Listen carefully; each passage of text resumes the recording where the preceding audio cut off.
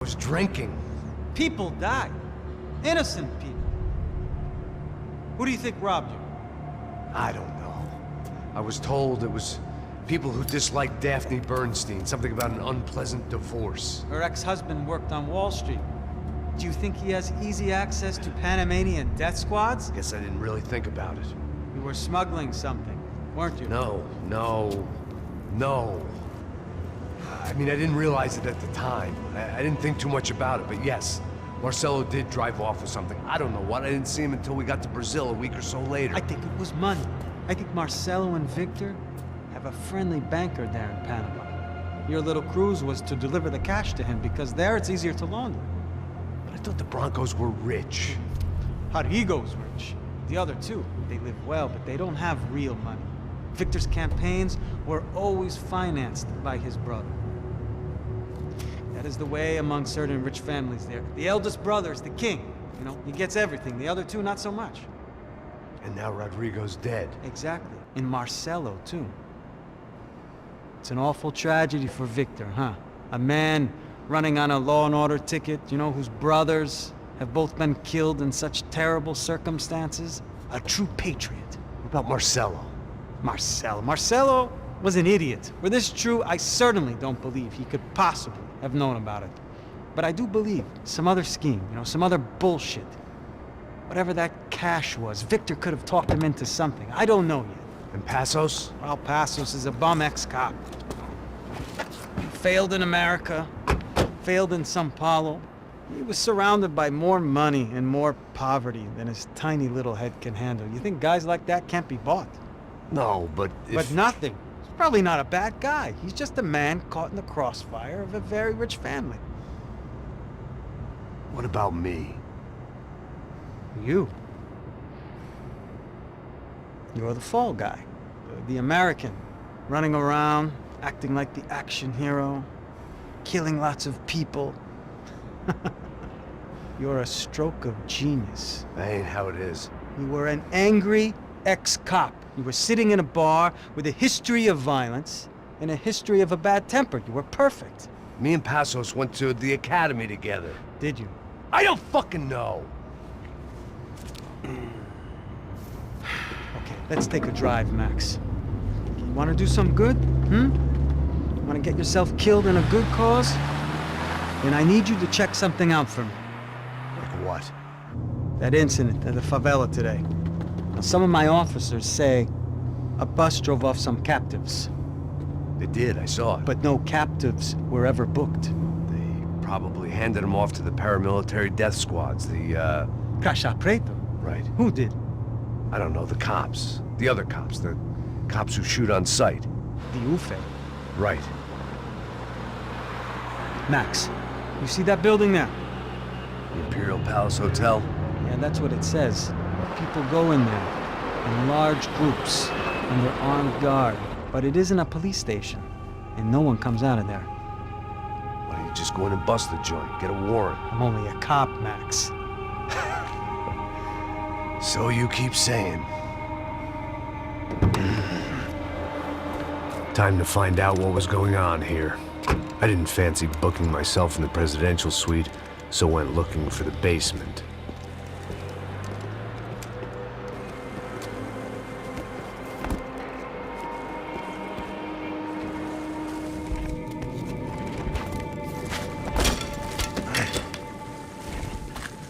I wasn't too excited about the acoustics in this place. A couple of gunshots would sound like I'd walked in here with a goddamn marching band.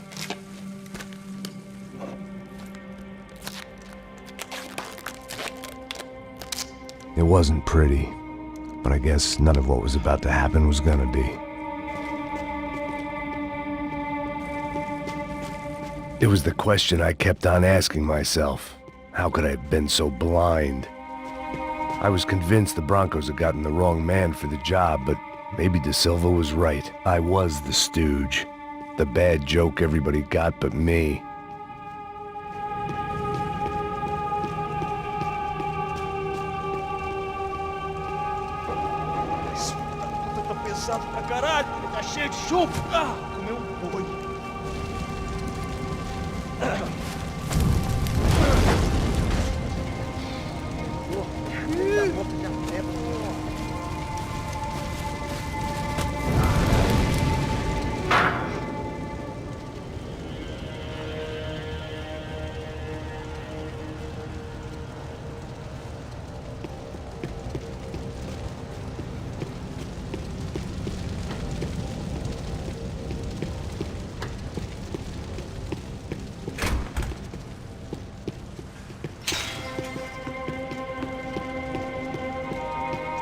Ufe.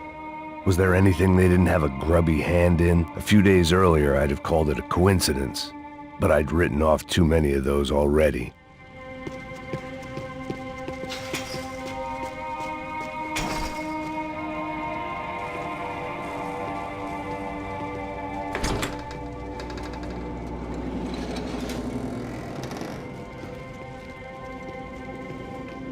The Imperial Palace Hotel was a 5-star bona fide shithole. I needed to find out why guests were checking in by the busload and checking out by the bag load.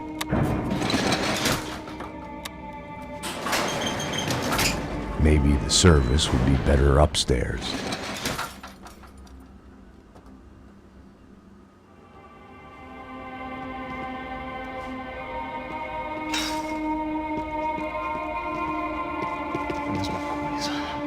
Você não tá fazendo nada. Porra! Tem alguém aqui!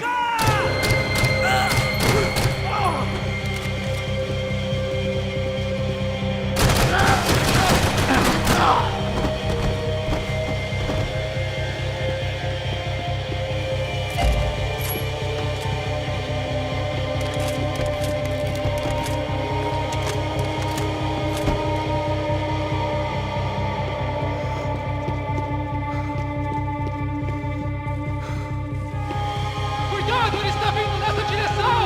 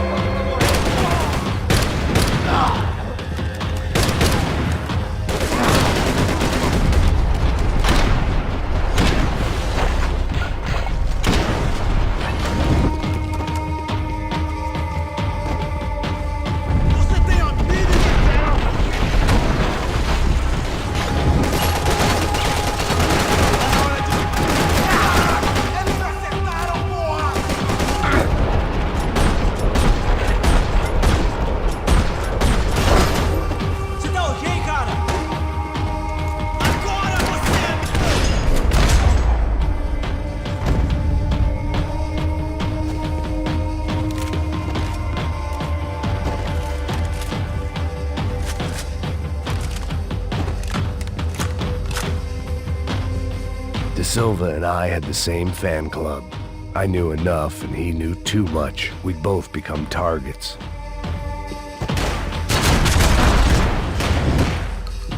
I needed to find a way upstairs. Surely nobody would notice another hole in the wall.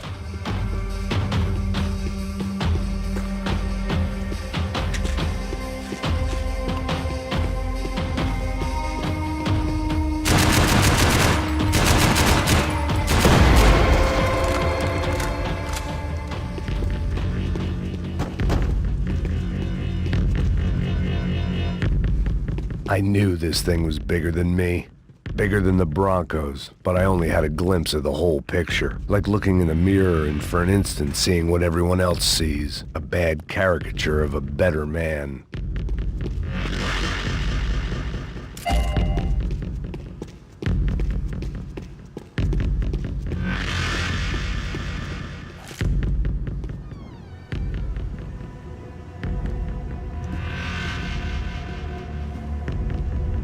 Ufe. That deal at the favela was getting dirtier by the minute. Those bastards were clearly in bed with the Crusher Prado. Now I just had to find out why. Starting with a bit of bedtime reading for Mr. De Silva.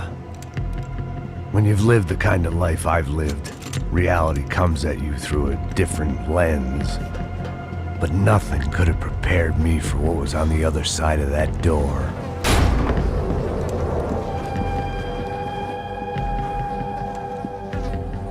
I had to get those poor bastards out of there. Get him out of here. Go. Go. Wait. I said get... Serrano. Serrano. He looked pathetic. A man defeated. I walked away and left him to his own personal nightmare.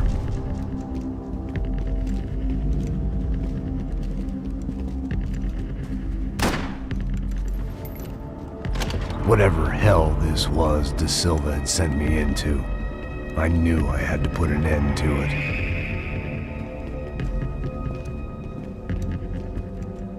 I had no choice but to push on. I didn't understand everything, and I never would, but I understood enough. Sometimes a complicated problem is best tackled with a simple solution.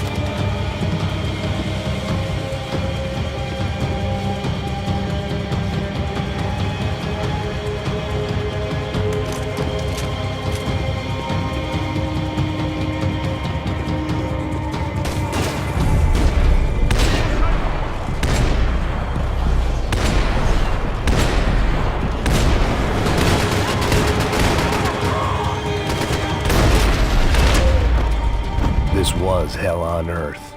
De Silva was no fool. I'd have driven on off into the sunset too if I were him. But I was in too far now.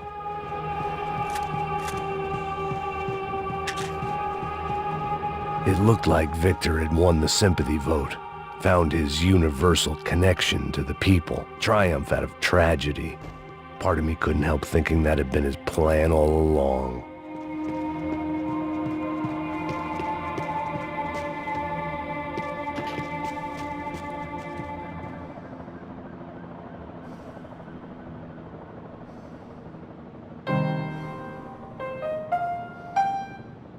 There it was, the soundtrack to my life. And, for a few seconds, came harmony.